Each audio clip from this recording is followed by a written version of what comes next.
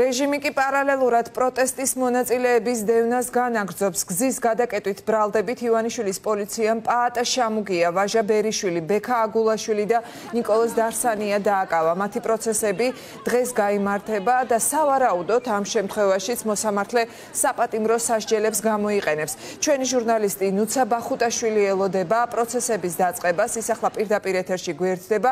ნუცა, ხომ არ ჩაინიშნა უკვე ახალი დაკავებულების სასამართლო პროცესები? დიახ, თამარ, ჯერჯერობით პროცესები არ არის ჩანიშნული, თუმცა ადვოკატები უწყებიან, რომ გადმოყვანილები არიან თბილისის საქალაქო სასამართლოში გუშინ პროტესტისა და გამოხატვის თავისუფლების გამო დაკავებული პირების ნაწილი, ვაჟა ბერიაშვილი და ბექა აგულაშვილი იცდიან ახლა თბილისის საქალაქო სასამართლოში, რომ ჩაინიშნოს მათი ადმინისტრაციული სხდომები და გაიგონ რა გადაწყვეტილებას გამოუტანენ მათ მოსამართლეები, ადვოკატები ამბობენ, რომ არანაირი იმედი და მოლოდინი არ აქვთ, რომ რაიმე სამართლიან გადაწყვეტილებას მიიღებენ მოსამართლეები და ამ შემთხვევაში მაინც დაიცავენ კონსტიტუციას, ისინი მოქმედებენ კონსტიტუციის სრული დარღვევითა და ადმინისტრაციული კანონმდებლობით სრულიად უმიზეზოდ გამოხატვის თავისუფლების გამო ასამართლებენ ადამიანებს. ასეთი არის შეფასება, რომლებსაც ადვოკატები უკეთებენ პროცესს, რომელიც 3 კვირაა მიმდინარეობს. სწორედ ეს დრო არის, რაც ქართულმა ოცნებამ მიიღო ადმინისტრაციული გამკაცრებული კანონმდებლობა ერთპარტიულ პარლამენტში და მას შემდეგ 150-ზე მეტი ადამიანი ადმინისტრაციული წესით უკვე გაუშვა საპატიმროში. როგორც გავრცელებული პრაქტიკა აჩვენებს, უმეტესობას სწორედ საპატიმრო სასჯელს უფარდებენ. საინტერესოა ახლა რა გადაწყვეტილებას მიიღებენ მოსამართლეები გუშინ დაკავებული პირების შემთხვევაში. კიდევ ერთი პროცესი, რომელიც უნდა დაიწყოს უახლოეს საათებში, არის ანუკა გამსახურდიას სასამართლოს ხდომა. ისიც ადმინისტრაციული წესით 2 დღის წინ დააკავეს. 24 საათიანი ვადის გასვლის შემდგომ კი არ გამოუშვეს დროებითი მოთავსების იზოლატორიდან, გადაუგრძელეს ვადა მაქსიმალურ დრომდე 48 საათამდე. დღეს კი სასამართლომ უნდა იმსჯელოს ასევე მის საქმეზეც, მასაც როგორც სხვა დანარჩენს გზის ხელოვნურად გადაკეტვას ედავებიან.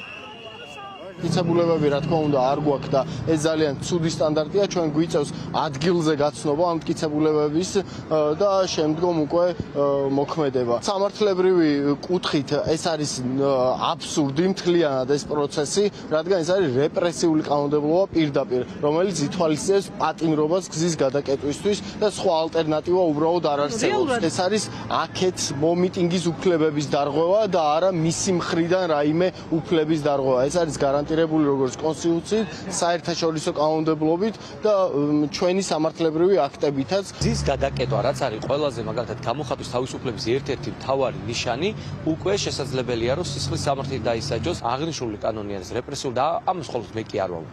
აი წარმოიდგინეთ, მე მინდა პრაქტიკა უთხრა და გავახსენო საზოგადოებას, რომ ერთი გამამართლებელი გადაწყვეტილებაც კი არ არის სასამართლოში და არ შეიძლება 100%-დან ყველა განუწყუნებული იყოს და ყველა ახალგაზრდა თავისუფალი ადამიანი გაუშვან ციხეში. ანუკის შემთხვევაში იმანკერ პრაქტიკას დაუბრუნდნენ, რასაც შინაგან საქმეთა სამინისტრო ხშირად აკეთებდა ხოლმე, 48 საათით რო აგზელებდნენ ხოლმე და ერთადერთი არგუმენტი თითქოს იყო ხოლმე, რომ მტკიცებულებების მოპოვებას ცდილობდნენ.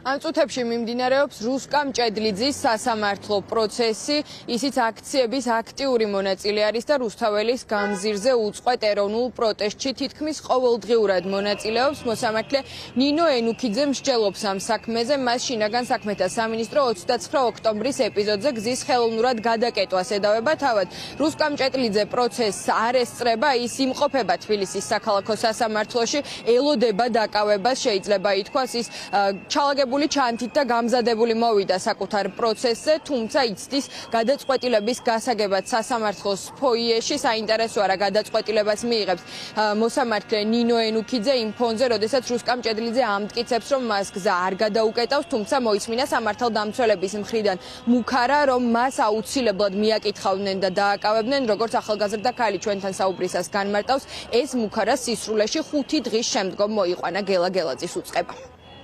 დამირეკეს 2 დღის წინ ზუსტად იმ დროს, როცა პროცესი იწყებოდა და მითხრეს, რომ საქმე შექონდათ 29 ოქტომბრის ამბავზე, სავარაუდოდ არის გზის გადაკეტვა, მაგრამ მე ვიდექ ინაპირზე, ამის ამსახველი კადრებიც დავდა სოციალურ ქსელში, სადაც ერთ-ერთ აქტივისტს პოლიცია ჩუმად უღებდა ფოტოს და ამზადებდნენ დასაკავებლად და მე მაქვს ძალიან კარგი სმენა და გავიგე ეს რომ ჩაჩურჩულა, ფოტოც რომ გადაუღო და მეც გადავუღე ეს ვიდეო და რო დამინახეს, მითხრეს და დამემუქრნენ რომ მომადგებიან სახლში შემდეგ დილას და 5 დღე ველოდებოდი და არ მომადგნენ და ეხლა მე მოვედი აქ ჩემი ჩალაგებული ჩანთით, პროცესს არ დავესწრები, იმიტომ რომ არ ვარ ბრალდებული და ესა დამნაშავე და არ დავждები ბრალდებული სკამზე და რაც მთავარია ამ რეპრესიული კანონების და რეჟიმის არავის არ ეშენია და გამოვალ და ისევ დავდგები რუსთაველზე. უახლოეს საათებში უნდა დაიწყოს თბილისის საქალაქო სასამართლოში გუშინ ადმინისტრაციული წესით დაკავებული პირების სასამართლო პროცესები. საინტერესოა რა გადაწყვეტილებებს მიიღებენ მოსამართლეები ამჯერად ადამიანები, რომლებიც მონაწილეობენ უწყვეტ ეროვნულ პროტესტში, როდესაც გზას კეტავენ და რუსთაველის გამზირზე პროტესტს ამ ფორმით გამოხატავენ, სახესაც არ მალავენ და ადვოკატების შეფასებით სწორედ ეს არის გამოხატვის თავისუფლება. 3 კვირა უკვე 150-ზე მეტი ადამიანი გაასამართლეს ადმინისტრაციული წესით ოცნების შინაგან სამინისტრომ და სასამართლომ.